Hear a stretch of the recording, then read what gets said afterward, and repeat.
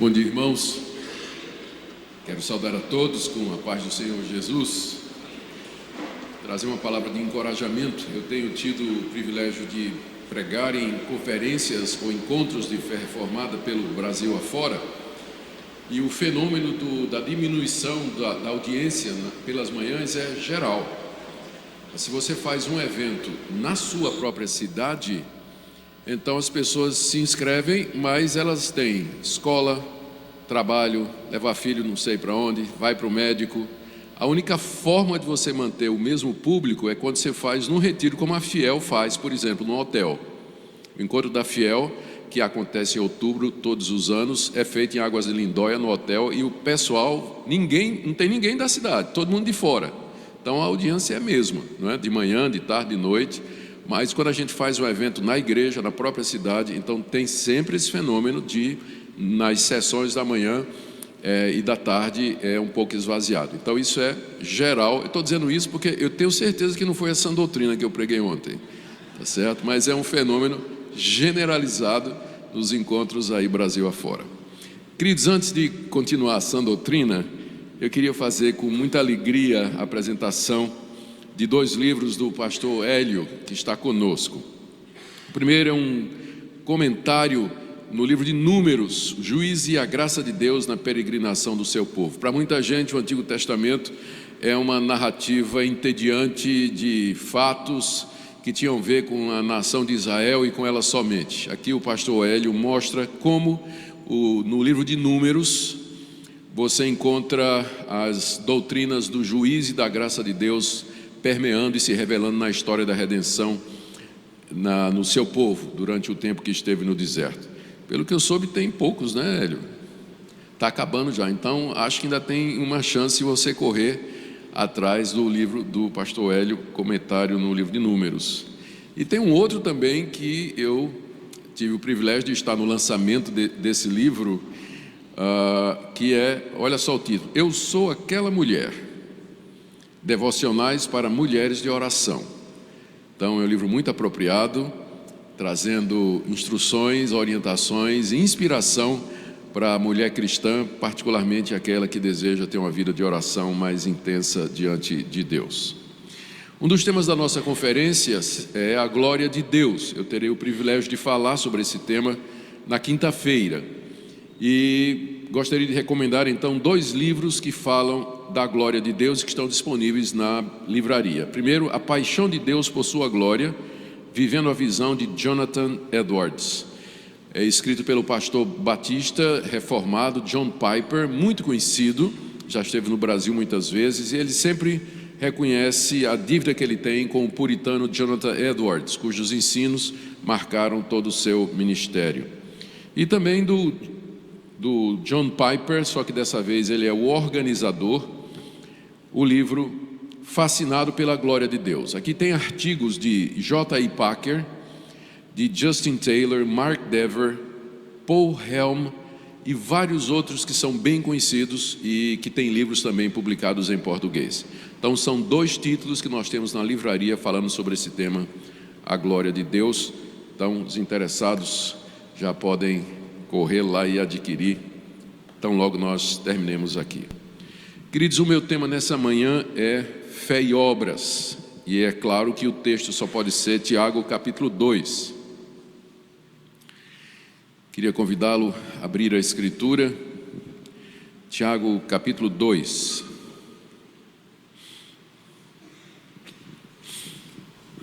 E nós vamos fazer a leitura do verso 14 até o verso 26. Tiago 2, de 14 a 26. Meus irmãos, qual é o proveito se alguém disser que tem fé, mas não tiver obras? Pode acaso semelhante fé salvá-lo?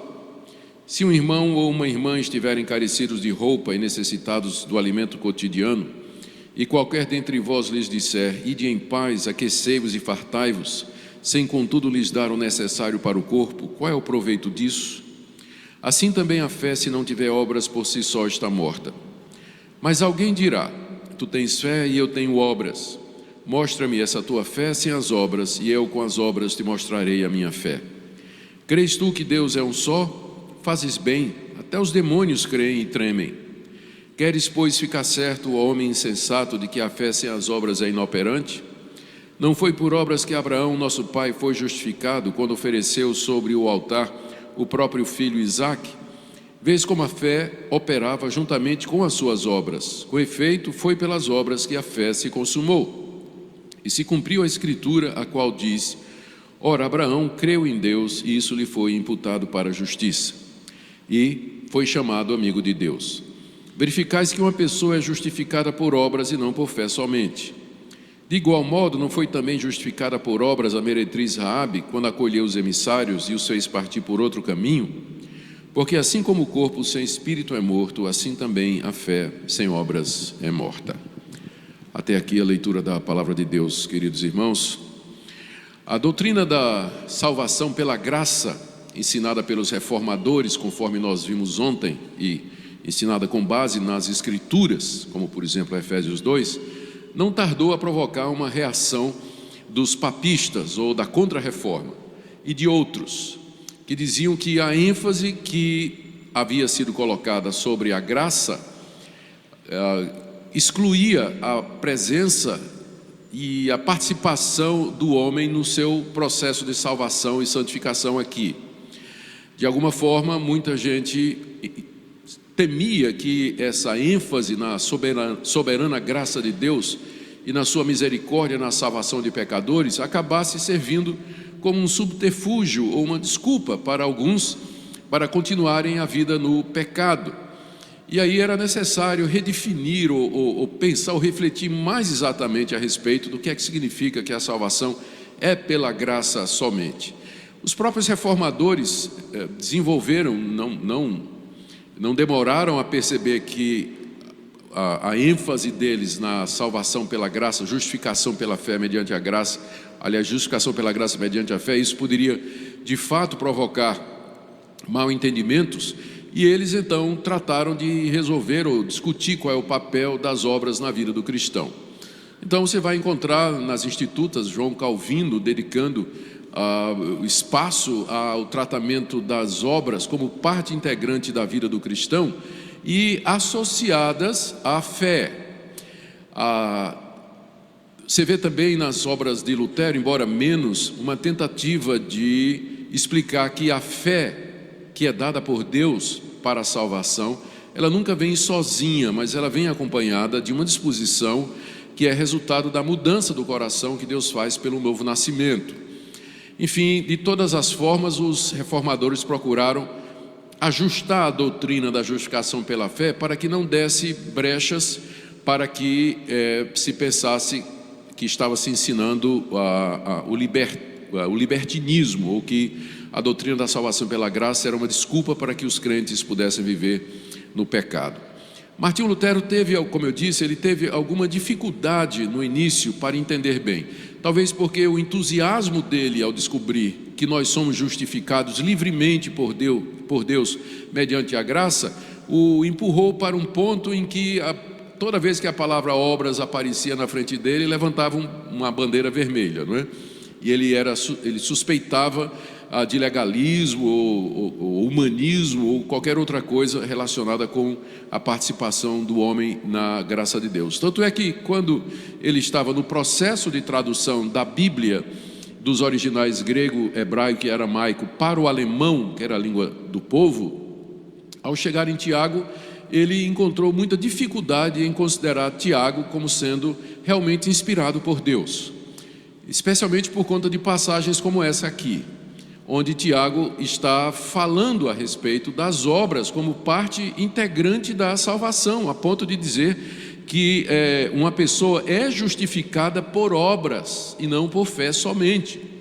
Então, Lutero sentiu muita dificuldade em entender esse tipo de coisa. Ele traduziu a carta de Tiago, mas colocou no final, tirou do Novo Testamento, e na primeira edição da sua Bíblia em alemão, essa carta ela vem ao final como uma espécie de apêndice, e Tiago se referiu na introdução a essa carta como uma carta de palha, porque ele pensou que Tiago, ainda dominado pelo sentimento judaico e pela teologia judaica, não percebeu com clareza a doutrina da justificação pela fé. Além do mais, Lutero entendia que Tiago estava colocando-se contra a doutrina de Paulo. Paulo dizia que o homem era justificado pela fé, pela graça, enquanto que Tiago dizia isso não. O homem é justificado por obras e não somente pela fé. Bom, a bem da verdade, diga-se que na segunda edição do seu Novo Testamento em alemão, Lutero colocou a carta de Tiago de volta ao cânon, não é? Eu imagino que ele finalmente entendeu o que é que Tiago está dizendo aqui e que não há contradição entre o que Tiago ensina e o que Paulo ensina, porque a fé que Paulo recomenda nas suas cartas não é a mesma fé que Tiago condena aqui no capítulo 2. E as obras que Paulo rejeita nas suas cartas não são as obras que Tiago recomenda aqui, como nós queremos mostrar em seguida. Então é importante para nós reformados entendermos que a doutrina da justificação pela graça, mediante a fé em Cristo Jesus, ela não exclui a prática de boas obras, entendidas biblicamente, e que as boas obras fazem parte essencial da vida do cristão e da vida da igreja. Talvez porque religiões como o Espiritismo e o próprio catolicismo se apropriaram do termo boas obras, não é? Dizendo que eles levam à salvação. Os evangélicos, particularmente os reformados, vão por outro lado, não é? E com medo de parecer espíritas e católicos, eles nem pregam a respeito da necessidade das boas obras e que elas fazem parte da vida cristã. A minha expectativa nessa manhã é que, ao fazer a exposição do que Tiago está dizendo aqui, conforme nós entendemos, nós todos possamos ter mais clareza a respeito desse assunto e nos dedicar àquilo que Tiago está dizendo aqui, não é? Viver e demonstrar a nossa salvação através das obras. Tiago escreveu essa passagem no contexto de uma igreja, ou de igrejas que aparentemente haviam entendido de fato errado a doutrina da justificação pela graça, que foi ensinada pelo apóstolo Paulo. As igrejas às quais essa carta é destinada, aparentemente tinham dois problemas graves que Tiago procura corrigir. O Tiago aqui, como vocês sabem, é o Tiago, irmão de Jesus, que era líder da igreja de Jerusalém. Não é o Tiago apóstolo, porque ele foi morto muito cedo. Está lá o relato no livro de Atos. E não teria dado ocasião para que, naquela ocasião ainda o cristianismo não tinha se espalhado pelo Império Romano para as províncias às quais Tiago dedica a sua carta. E os dois problemas dessas comunidades que Tiago procura corrigir são, em primeiro lugar, a superficialidade. Havia uma compreensão errada do Evangelho. Essa superficialidade consistia em pensar que o Evangelho era alguma coisa para ser ouvida e crida e que não tinha muita implicação prática. Daí você vê a ênfase de Tiago o tempo todo dizendo: irmãos, se vocês pensam que vocês, apenas ouvindo o Evangelho, vocês estão salvos, vocês estão enganados. Sede, tornai-vos praticantes da palavra e não somente ouvintes.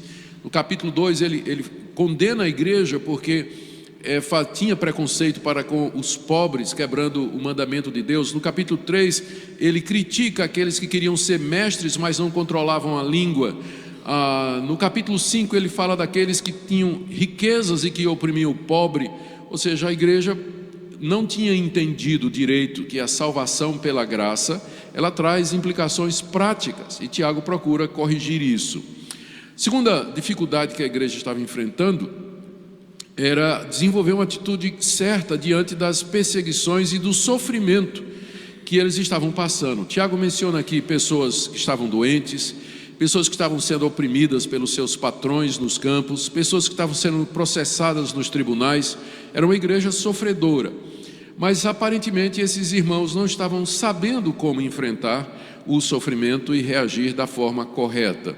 Tiago então ele aqui na carta trata disso. O capítulo 1, por exemplo, ele coloca 6 ou 7 orientações práticas sobre como eles deveriam reagir diante do sofrimento, e o mesmo tema permanece até o final da carta. Lá no final, inclusive, ele fala de Jó e dos profetas como modelo de sofrimento que deveria ser examinado ou seguido pelas igrejas. Então, a carta tem 2 focos: a relação da fé com as obras, e segundo, como viver em meio ao sofrimento. E é claro, o nosso tema nessa manhã é apenas esse, da relação fé e obras, que nós encontramos aqui, entre outras passagens, do verso 14 até o verso 26. Aparentemente, alguns daqueles cristãos não tinham compreendido o conceito de fé salvadora e não estavam vivendo na prática as decorrências e implicações que essa fé haveria de trazer. É o que Tiago procura corrigir. E resumindo então, fechando a parte introdutória, o que Tiago está combatendo é o que nós chamamos de antinomianismo, ou seja, uma atitude de indiferença ou rejeição da lei de Deus na vida do cristão, uma vida sem regras. E o que Paulo combate nas suas cartas é exatamente o oposto. Paulo combate o legalismo, que é o uso da lei como sendo o caminho de salvação e de adquirir o perdão de pecados meritoriamente. Então, vamos lá. O problema, no verso 14, nós temos Tiago definindo o problema, e a partir do verso 15 até o final, ele coloca 4 ou 5 orientações ou observações a respeito da fé que é a verdadeira fé salvadora. Então, no verso 14, nós temos a introdução da questão através de uma pergunta que Tiago faz: meus irmãos, qual é o proveito se alguém disser que tem fé, mas não tiver obras? Pode acaso semelhante fé salvá-lo? E aqui nós estamos diante do problema que Tiago está querendo corrigir. Havia pessoas que pensavam que uma mera declaração de fé em Jesus Cristo era suficiente para salvá-los. As pessoas que pensavam assim, nós temos que dar um desconto para elas, porque é isso que era ensinado: se com o coração creres que Jesus ressuscitou dos mortos e com tua boca confessares, serás salvo. Jesus mesmo disse: todo aquele que me confessar diante dos homens, eu o confessarei diante do meu Pai que está nos céus. Então essas pessoas se sentiam justificadas em dizer que o confessar, o professar a Jesus como Senhor e Salvador era suficiente para a salvação.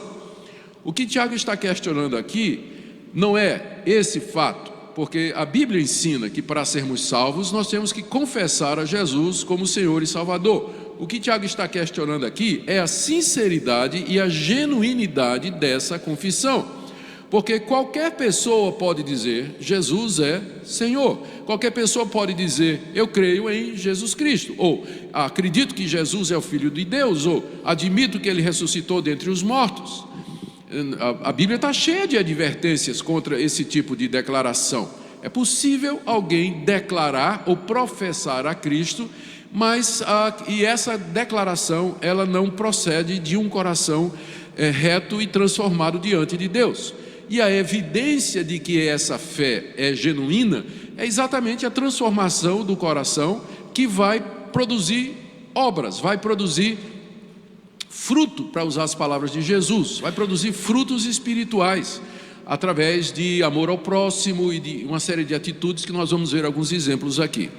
Então, Tiago pergunta: meus irmãos, qual é o proveito de alguém fazer uma profissão de fé, de você dizer que tem fé, mas você não tem obras que acompanham essa declaração?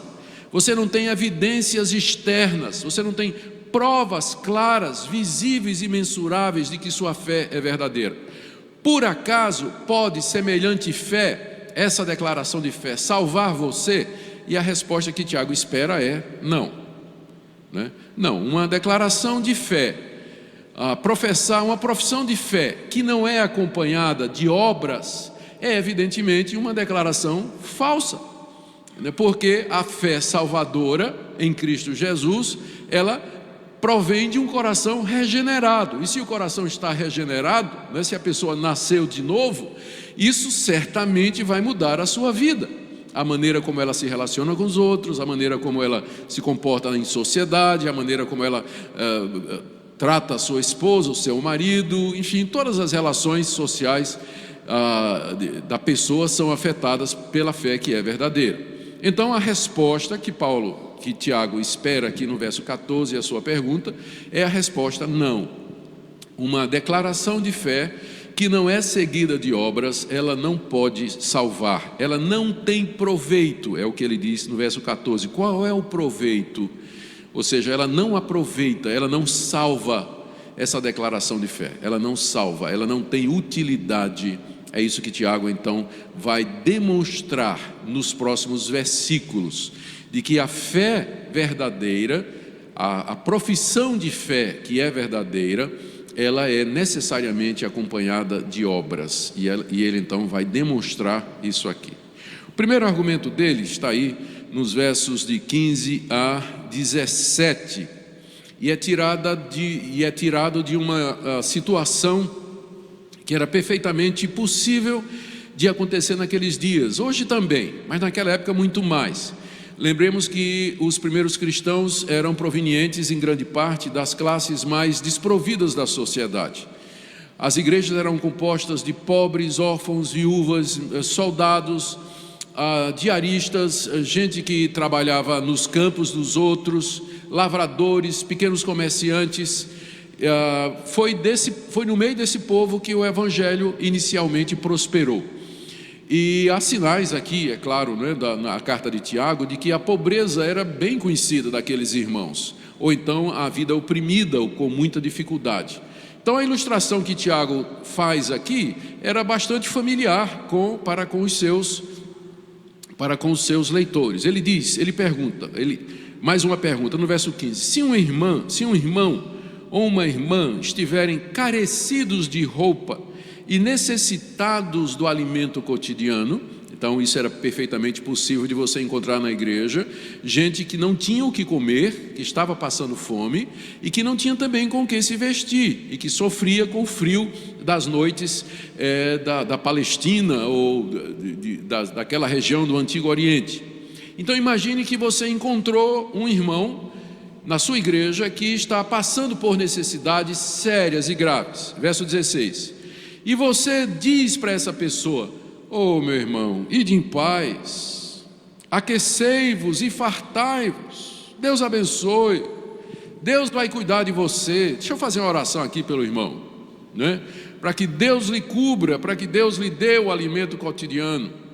Tiago pergunta: qual o proveito disso se você não meter a mão no bolso, tirar 10 reais e comprar uma refeição para esse irmão? Qual o valor de você dizer: vá em paz, Deus te abençoe, se você não levar ele para casa, abrir seu guarda-roupa e dizer: escolha aqui uma roupa para o irmão não tem roupa e eu tenho várias aqui, tenho muitas camisas aqui, pode escolher uma calça, fica à vontade. Qual o proveito desse tipo de declaração que parece piedosa, mas não é seguida da ação correspondente que você poderia fazer? Tiago pergunta: sem contudo lhes dar o necessário para o corpo, qual é o proveito disso? Aí ele conclui no verso 17: assim também a fé, se não tiver obras, por si só está morta. Uma fé morta é uma fé que não pode salvar. Ela é uma mera declaração, ela pode ser um assentimento intelectual a respeito das verdades do Evangelho. Você pode concordar que aquilo que a Bíblia está dizendo é verdade, você pode concordar com a doutrina da igreja, mas se ela não produzir obras, então em si ela é morta, ou seja, ela é ineficaz para a salvação. Você não está salvo, você é um crente, você é um professo apenas, você é um crente nominal, ou se você for usar a linguagem bíblica, hipócrita.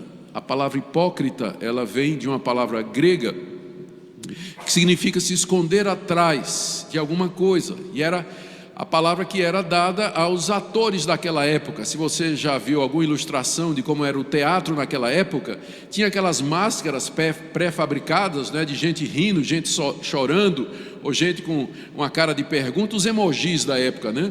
E que aí o pessoal segurava com uma vareta, né?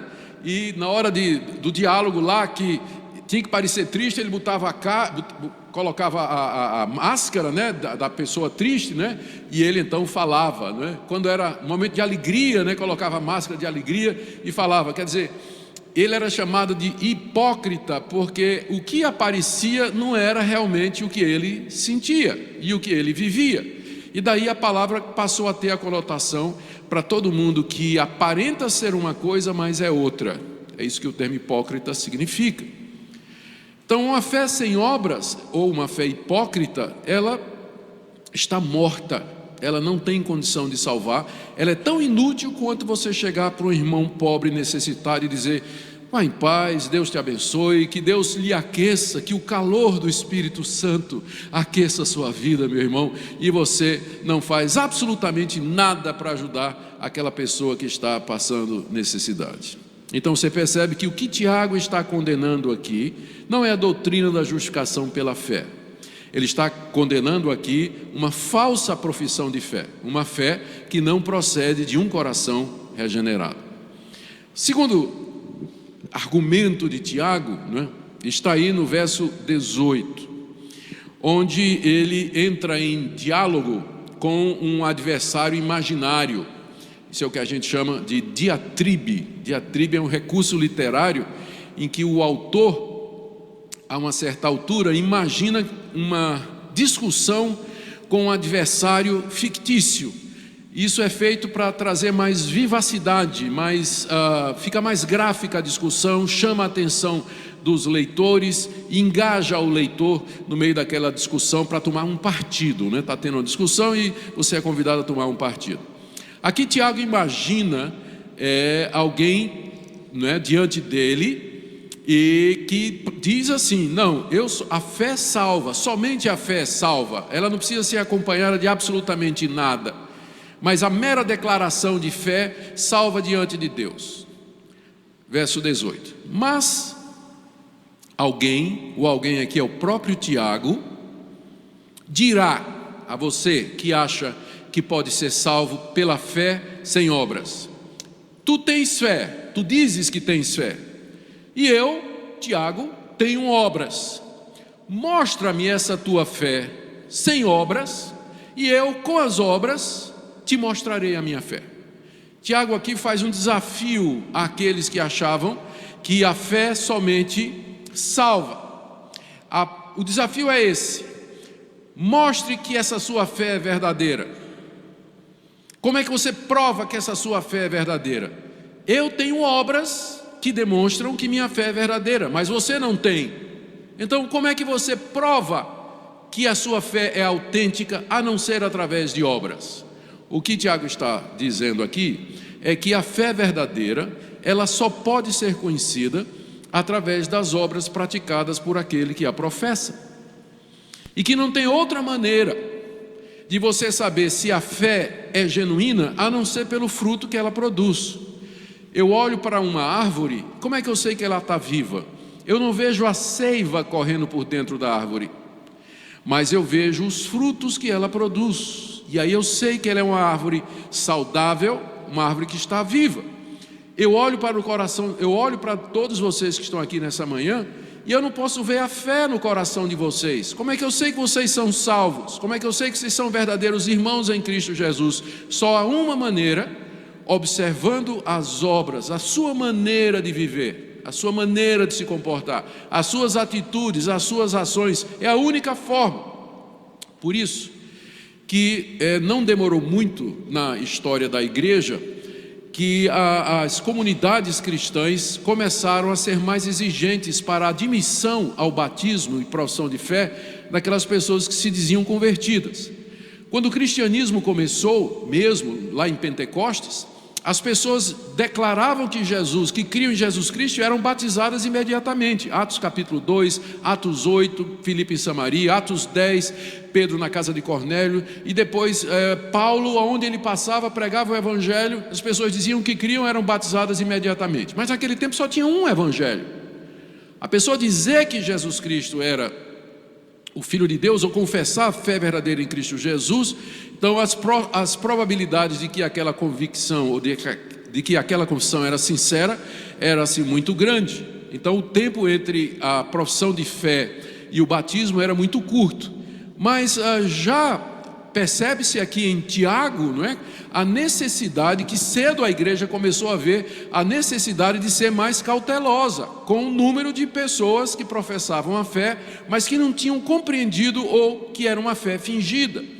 E já no século II e III você encontra a formação de escolas de teologia ou escolas de catecúmenos, como por exemplo em Alexandria, mais adiante em Antioquia, exatamente para trazer mais conhecimento e preparação para aqueles novos convertidos. É sempre bom, e isso é uma cautela para nós hoje. A gente sabe que tem denominação, que se você passar na frente da porta da igreja, ele já puxa você para dentro e já lhe batiza, né? E torna você membro da igreja. Mas as igrejas históricas, elas são historicamente cuidadosas com os novos convertidos. São convidados a participar de uma classe de catecúmenos, uma fase de preparação, onde então vai se ver se de fato, não somente eles entenderam o evangelho, mas se a vida deles apresenta sinal de mudança e de transformação. E só então os conselhos se sentem seguros em admitir uma pessoa após ter tempo para observar. Isso deveria então ser uma cautela para nós, né? Para nós não admitirmos como membros de nossas igrejas pessoas de uma maneira irrefletida e tão rápida, porque a única forma de você averiguar ou se assegurar de que a fé é genuína é através das obras, porque pessoas podem fazer declarações de fé perfeitamente ortodoxas, mas elas não têm um coração mudado e nem transformado. Então, mostra-me a tua fé sem obras, e eu com as obras te mostrarei a minha fé. As obras são necessárias para a certificação da genuinidade da fé. Terceiro argumento de Tiago está aí no verso 19. Ele ainda está falando com aquele adversário imaginário.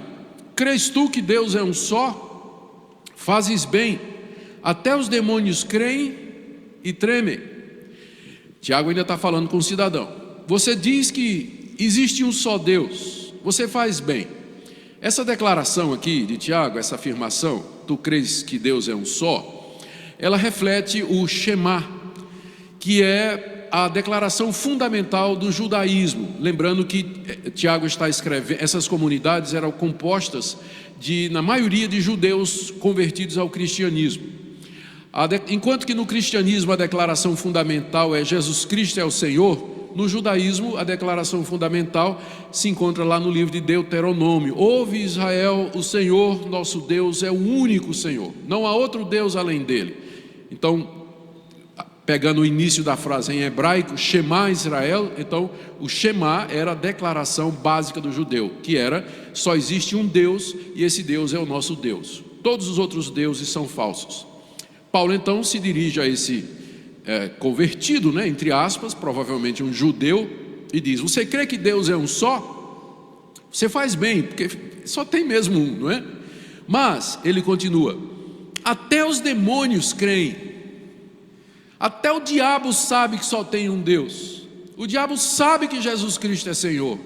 O diabo sabe que Ele é o caminho, a verdade e a vida, e que ninguém vai ao Pai a não ser por Ele. O diabo sabe teologia mais do que você. Ele entende de teologia muito mais do que qualquer um de nós aqui. É um teólogo astuto e arguto, criativo. Ele inventa novas doutrinas que são forjadas lá nos escritórios do inferno para a perdição das almas humanas e confusão da igreja. Então, crer e declarar as verdades básicas e fundamentais e ortodoxas do cristianismo, isso aí até o diabo faz. Quando Cristo apareceu aqui nesse mundo e começou o seu ministério, os demônios, quando se encontravam com Jesus, eles diziam: tu és o Filho de Deus. Que temos nós contigo, filho de Davi? Não nos mandes para o inferno. Agora, o demônio tem uma vantagem sobre o hipócrita. Uma pessoa pode... O hipócrita é aquele que faz as declarações de fé, confessa a fé verdadeira e genuína, mas não tem obras. O diabo treme.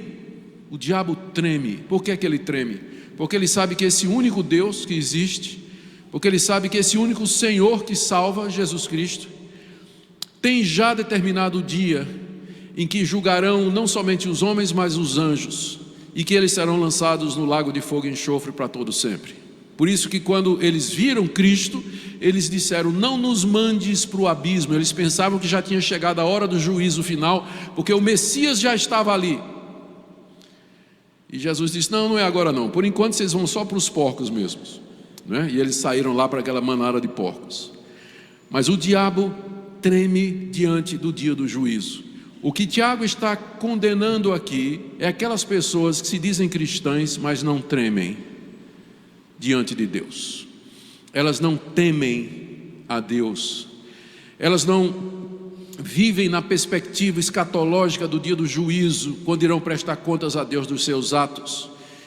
Por isso não há obras, por isso não há atitudes, não há fatos que comprovam a genuinidade da sua fé. E nesse sentido os demônios estão em vantagem. E se houvesse salvação para os demônios, muitos demônios entrariam no céu na frente de cristãos desse tipo. Mas não há salvação para os demônios. Eles estão condenados eternamente e não tem recurso infringente, apelo, habeas corpus, não tem absolutamente nada. A condenação de Deus, de fato, é irrevogável para eles. Revogável para eles. Esse é o terceiro argumento. O quarto, que vai do verso 20 até o verso 25, consiste na citação de dois exemplos do Antigo Testamento, o que era muito apropriado para a audiência judaica de Tiago.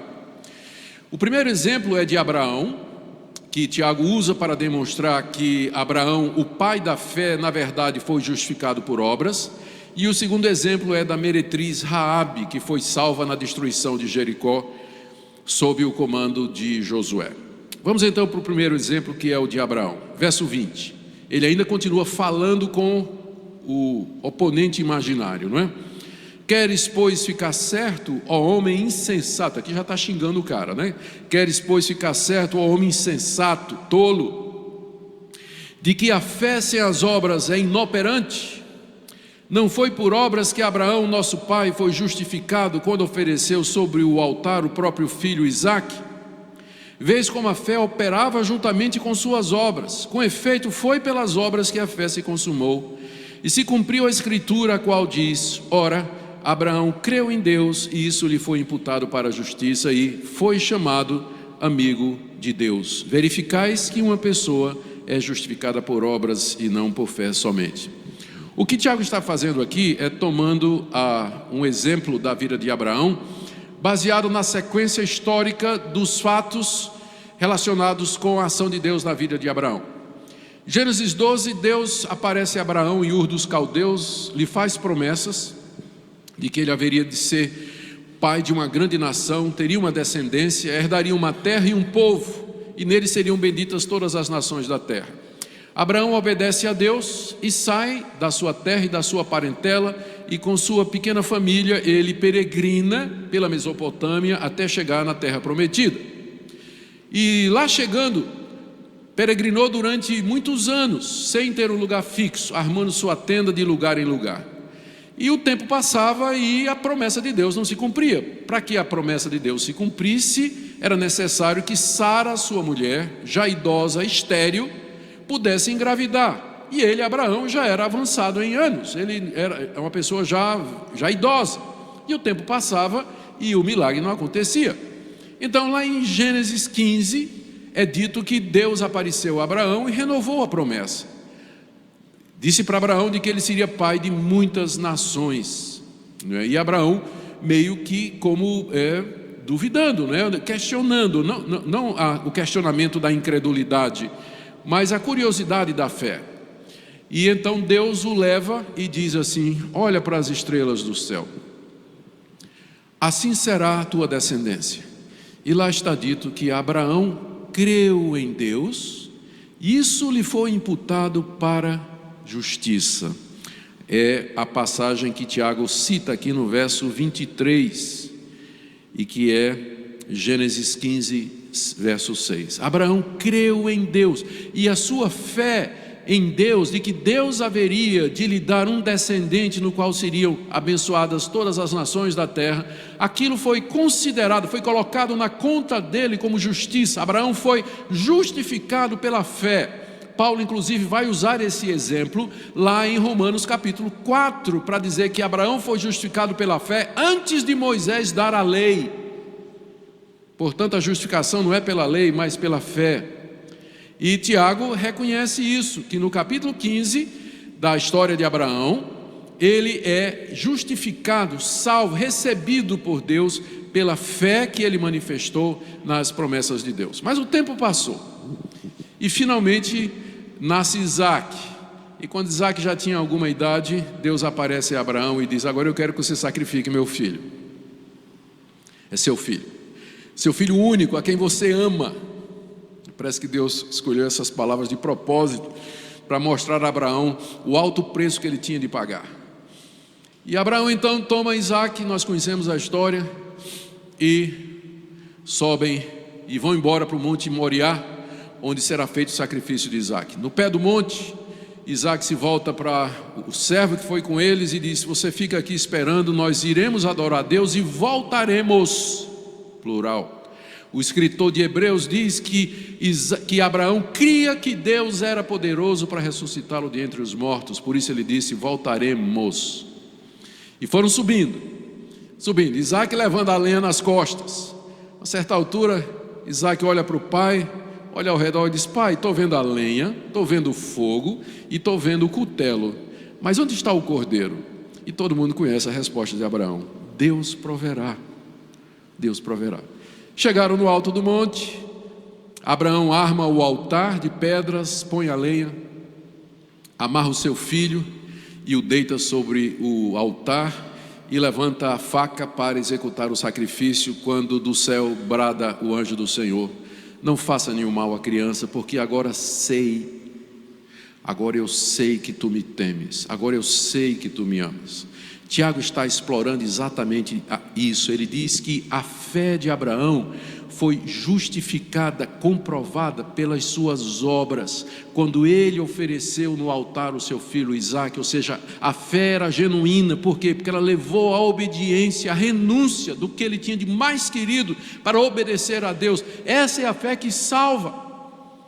Veja como as obras cooperaram com a fé, no sentido de torná-la evidente, de torná-la clara, confirmando, ratificando, embasando essa fé. E a conclusão de Tiago, então, no verso 24 é: verificai, pois, que uma pessoa é justificada por obras e não por fé somente, não por uma fé vazia, oca, solitária, que não é acompanhada de ações de obediência, de renúncia e de entrega a Deus.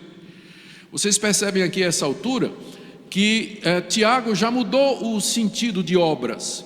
No primeiro exemplo que ele deu, do pobre e nu, obras, né, parece ser você ajudar o necessitado. Mas agora, quando ele cita o caso de Abraão, obras é obediência a Deus. É você fazer o que Deus manda, é você renunciar a tudo que você tem por amor a Deus. Estas são as obras que acompanham a fé. Não é somente atos de caridade, mas uma vida de retidão, de submissão e obediência a Deus, como Abraão. O segundo exemplo que ele cita está no verso 25. Todos nós conhecemos a história da meretriz Raabe. De igual modo, não foi também justificada por obras a meretriz Raabe, quando acolheu os emissários e os fez partir por outro caminho? Aqui ele está citando a história que nós encontramos no livro de Josué, capítulo 2, de 1 a 21. Quando os espias mandados por Josué penetram na cidade fortemente murada, com o objetivo de descobrir e trazer inteligência militar que facilitasse o ataque à cidade. E eles foram procurar informações no lugar onde elas estavam, não é? Que era a zona de prostituição de Jericó, onde ia todo mundo. E eles então chegam lá no prostíbulo. Provavelmente Raabe era cafetina, não é? Era uma mulher de propriedades, porque quando tudo acaba, a aliança que eles fazem com Raabe é que ela deixe um fio de escarlata, um fio vermelho pendendo da janela do lado de fora do muro, que mostra que ela morava em cima do muro, ou seja, era no último andar, não é? No último andar. E morar em cima do muro em Jericó era para quem tinha grana, e portanto a gente imagina que Raabe era uma mulher de recursos financeiros, tanto é que ela sustentava o pai, toda a família. A história se desenrola depois no livro de Josué. E lá estavam os espias no prostíbulo na balada da Raabe, não é? E conversando com um com o outro, procurando saber com os soldados que estavam por ali alguma coisa sobre a cidade. Então, de alguma forma, Raabe os descobre, e então eles falam com Raabe e eles confessam: nós somos enviados de Israel, que servimos ao único Deus verdadeiro, e nós viemos aqui espiar a cidade, porque Deus vai nos dar essa cidade nas nossas mãos.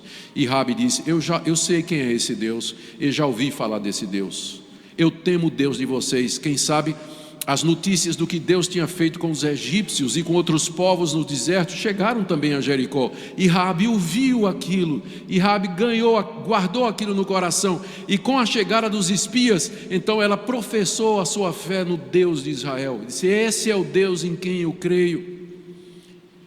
Mesmo sem conhecer, não é? Mesmo sem ter tantas informações sobre ele. Mas Raabe é como muitos outros do Antigo Testamento, aqui e ali, fora da nação de Israel, que tinham conhecimento de Deus. Eram poucos, mas havia. E ela então provou que a sua fé era verdadeira quando o grito, né, veio: a polícia está chegando, né? Descobriram que os espias estavam lá. Polícia está chegando. Aí Raabe: vem, eu vou esconder vocês. E ela escondeu os espias da fúria ou da busca da polícia local de Jericó, salvou-lhes a vida e no dia seguinte os mandou de volta em segurança por outro caminho. O que Tiago está dizendo aqui é que Raabe foi justificada por obras. O fato de que ela arriscou sua vida escondendo os espias mostrava que a sua fé em Deus era verdadeira. Era verdadeira. Ou seja, a fé sem obras, ela é morta. Mas a fé verdadeira, ela é acompanhada de atos de obediência e de compromisso com Deus. Alguém pode perguntar: por que aqui dois exemplos tão contrastantes, né? O primeiro exemplo é de Abraão, pai da fé, com quem Deus fez uma aliança, pai da nação israelita, considerado amigo de Deus. E o segundo exemplo de uma mulher cananita, prostituta, pagã, que vivia lá numa cidade que foi destruída pela ira de Deus, só escapou ela e sua família. Por que dois exemplos tão contrários? Eu acho que Tiago escolheu de propósito para dizer que não há exceção a essa regra, quer seja Abraão, quer seja Raabe, quer seja você, quer seja outro, não há exceção. A fé sem obras é morta. O verdadeiro caminho de salvação é mediante uma fé que produz atos de obediência. A conclusão de Tiago está no verso 26. Ele repete o que ele diz: assim como o corpo sem espírito é morto, assim também a fé sem obras é morta. Fica evidente então que a fé que Tiago condena não é a fé que Paulo recomenda, quando ele diz: pela graça sois salvos mediante a fé. A fé que Paulo vai dizer mais adiante, como nós vimos ontem em Efésios 2, que produz boas obras, embora o próprio Deus é quem as preparou para nós.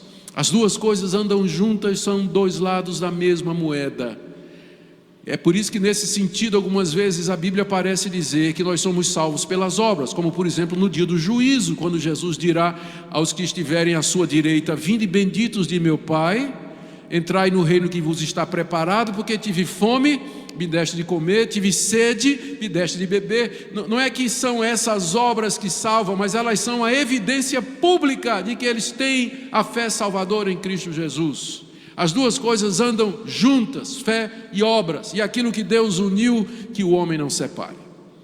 Que Deus nos ajude então, irmãos, a entender esse fato e examinar a nossa vida e pregar o Evangelho completo, a salvação pela graça mediante a fé que produz boas obras e vidas mudadas, obediência a Deus e santidade de vida. Amém? Oremos. Obrigado pela tua revelação completa e perfeita, ó Pai.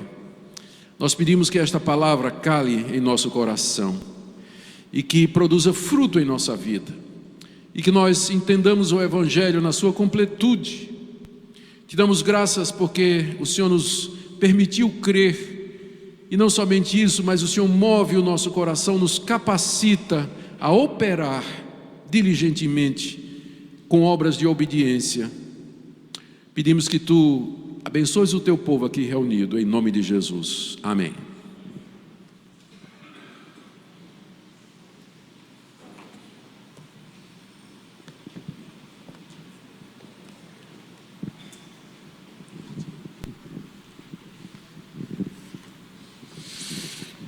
Muito bem, louvado seja o nome do nosso Deus, pela palavra dele, pela exposição, que o Senhor nos abençoe grandemente, dando esse esclarecimento e nos encaminhando para essa resposta, de comprometimento e obediência ao Senhor. Muito bem, queridos, nós vamos ter um intervalo agora. Nós temos nesse intervalo um tempo de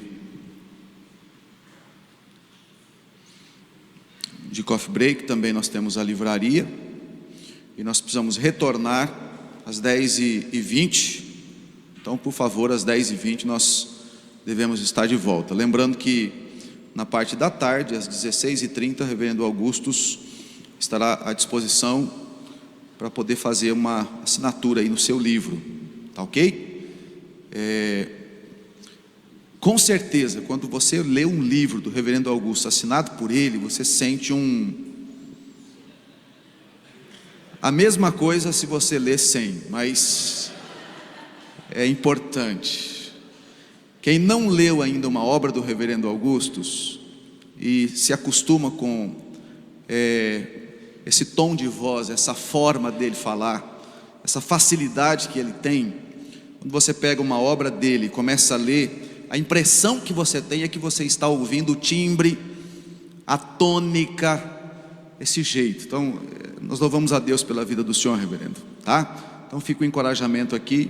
Ainda tem algumas obras lá, mas tem obras lá que já se esgotaram, pelo menos na livraria que nós temos aqui, elas terminaram, tá bom? 10h20 nós retornamos, pela graça de Deus.